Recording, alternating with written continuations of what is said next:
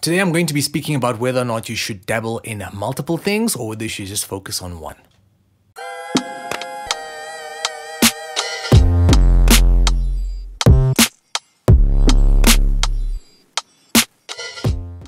In today's episode, I want to delve into a question that I got. Basically, the question said, as someone in their mid-20s, what can I focus on? Should I focus on doing one thing really, really well and try and pursue it and, continually pursue the same thing? Or should I, diversify what I'm doing because I'm a bit younger? What should I do, right? To answer this question, it was a long conversation that we had, but the crux of it was, it depends, right? At 25, I still believe you still have a significant amount of time ahead of you. And this, I suppose the same piece of advice can be used for anybody who's any younger than that, possibly even any older than that. I think it depends on what timeline you've also given yourself. So we talk about how old you are versus also then how long you've given yourself. So if you've given yourself a year, yeah, you might need to focus in on one or two things and call it quits to everything else. In fact, just hone in on one thing. If you've just given yourself a short period of time and by the end of that period you want to have done something significant in that space, you're going to need to give yourself a little bit more time. Too often I see people touch this, like the surface of multiple different things, and they end up in a place where the years gone by and they're like, yo man, I've done so much stuff, but I'm not seeing any traction. It's because you're doing too much. I was in the same boat where I just felt like, man, what the hell is going on here? I'm just touching everything. But look, not to say I didn't learn anything. Being so diverse in the things that I was trying in the creative industry helped me. So today I want to just use a couple of examples. So the example I'm going to be using is basically a person is, they've got a couple of hobbies. They like to paint, they like to draw, they like to make beats, and they enjoy poetry. So four sort of different things, all very creative, but there's clear differences between each of them. So my advice would be start off with the one thing that you have access to the equipment, you've got access to the tools. In this case, it would either be the poetry or the drawing. You kind of just need a pencil and a paper in the beginning, right?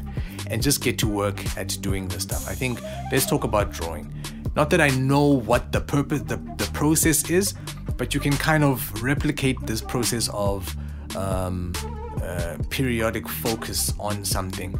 So in the beginning, I would say to them, understand that as you're starting with the first thing, you're going to realize very quickly there's so many things that you thought you didn't even think about them. Then you start to realize, you get the pencil, then you realize, snap, I actually need somewhere I'm going to be working.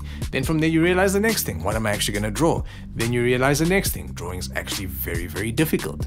Sketching is very difficult. There's many techniques that can be used. There's many tools that can be used, right? Then you start, the more you learn, the more you realize you don't know about a particular field. That's one thing I've picked up, whether it's me picking up a new program, whether it's me trying to learn a new type of music, which is why there's certain things I just don't delve into. There's certain genres of music I just won't make because I know that there's not a case of, yo man, actually let me just go get that sound, and then I'm going to make a really, really good song. I might make a decent one, but it's not going to be one that's going to be worthy of anything that large. I'd rather spend my time and energy on something that I've been working on that I feel is already at like 60-80% of the way in terms of the skills I have related to that particular field, and let me just keep building, let me keep plugging away. I'd rather get from 80 to 83 than go from 0 to 10, if that analogy makes any sense to you.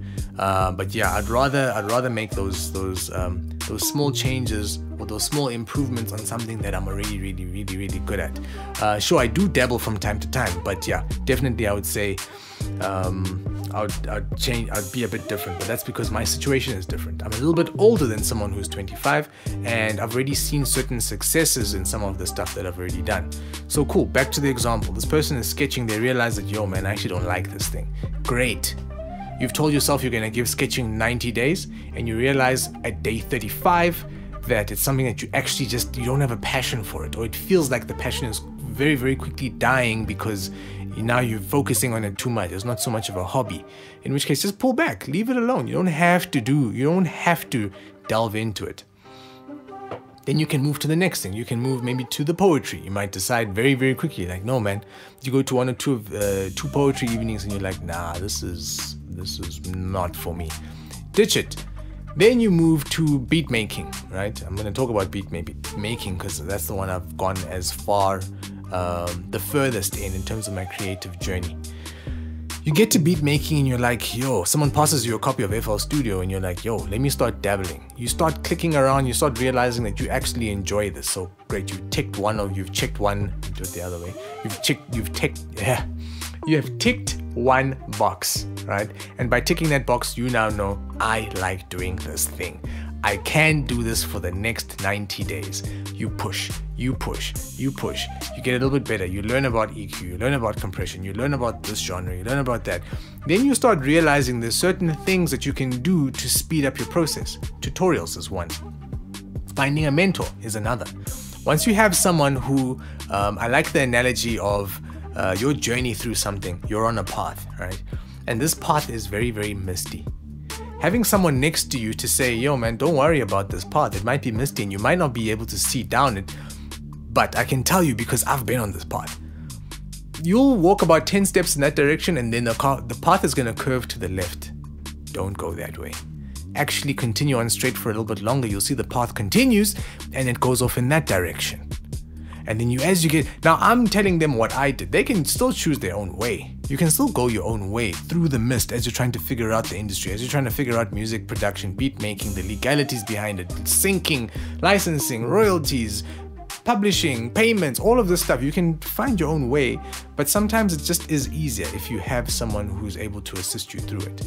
And I guess that influences your decision of whether or not you like something, because should you get into a bad situation, that might scar you so much that you just don't want to be a part of that industry anymore. And we don't want that, especially if it's something you enjoy.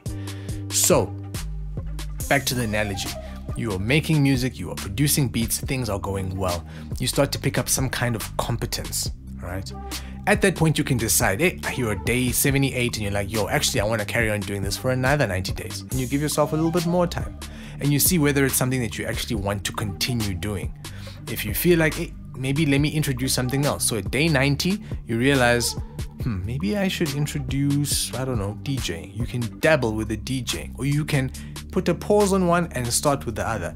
And in that way, you are not bombarding yourself by trying to say that, there was a guy who was like, he told me, he was like, yo man, I've been making beats. Now I play guitar and I play the piano. And I was like, yo, like you're learning. And he's like, yeah, I'm learning. And I was like, okay, cool. I get you're learning both, but the amount of energy that you can put into both those very, very difficult instruments to become really, really good at might be better spent you doing a similar thing where you take a period of time and you block it out and you're like, yo, I'm going to focus on this for now, give it some time, see how far I can get, continue to do it, and then I can move to the other instrument. And that just gives you that time and that flexibility, and it gives you that focus to actually zone in, like zoom all the way in and learn the nitty-gritties. There's certain things that I'm learning now that I'm like, yo, I had no idea about this particular thing. I'm like, yo, I've been at this for more than 10 years and I'm still picking up information every single day. And that information stacks and it stacks and it stacks. And what's funny, the more information stacks, the better the experience of the industry becomes for me. Things like getting screwed over, earning money, being able to take care of myself, using money from the industry, being able to reinvest back into the music industry. It becomes easier. The ball is already rolling down the hill. And I've got a lot of analogies. The ball is already rolling down the hill. It's easy just to come behind it and push it a little bit further. A small little piece of information that I might have picked up last week will help me so much more because I understand all the nuances. And that's the other thing that I would have to say in terms of spending time on something, like a good amount of time on something. You not only do you get a chance to learn this thing, you get to learn the things around the thing. So in me learning beat making, I learned recording, and then I learned mixing and mastering, and then from there I sort of learned about the entire creation process. Even songwriting came into it. Then while sitting there and learning about the thing, music and music creation, I learned about music administration. Learning about administration then took me down a completely different path. I started a whole new company that's actually doing pretty well.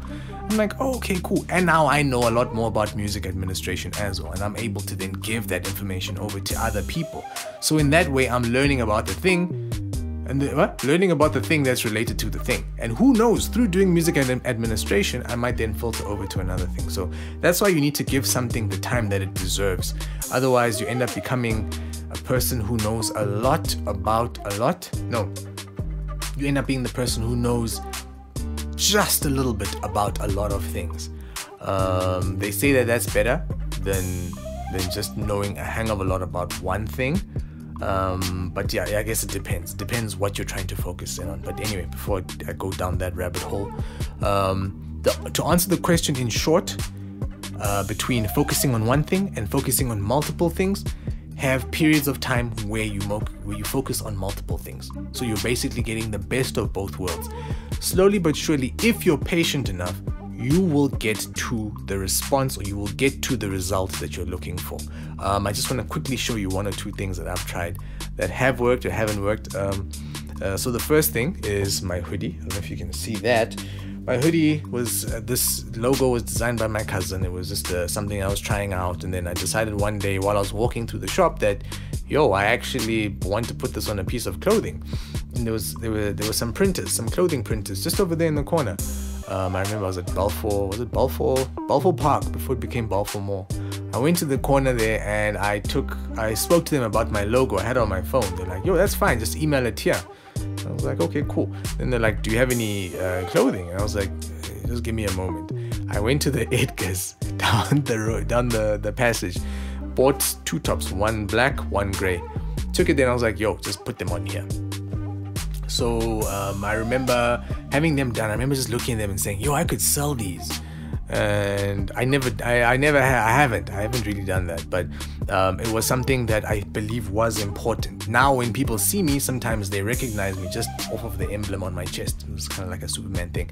They see the emblem, like, yeah, man, I know that logo, aren't you that guy? And yeah, that's how that works. So that sort of worked out. Another thing that sort of worked out was sync licensing. Hearing music from a South African artist on FIFA and thinking, damn, because I was a massive FIFA fan. Hearing the music and thinking, man, I want to do this. This sounds pretty cool. So I started reaching out, dabbling. I focused. That eventually meant getting a lot more features and getting my stuff on TV. Now it's great. Now things are really working out in that world. Just one or two other things that I think might work out or might not work out. This is water that I made. I'm not so proud of it. It's not great. Really isn't great, but it really did show me a lot. I learned a lot while trying to make this. I've got a whole bunch of them over there, but I'm like, well, okay, at least now I know how to put this together. Should there be a situation where I need to get this, I don't know where it will be in the future, but should there be a situation where I need to put something like this together, I know how, right? The next one is this bag. It's like I'm doing product placement. I've made one. I'm looking at it now and I'm like, I'm happy with the quality. I like how everything came together. Now I just need to find a local supplier. Now I understand supply and import fees, and I got to taste all of that. And I was like, oh, okay, cool. So this is how it works. This is why this won't work. This is why that won't work. But at least trying it, now I know whether or not, and it'll be a natural thing. I might find I just don't care to make another bag like this again. Or I might make 50 and give them away, or I might actually start selling them. So we never really know until we spend time dabbling. So dabble as much as you can, but do it in focused bursts for various things. So yeah, that is me, and hopefully I'll catch you in the next one. Peace.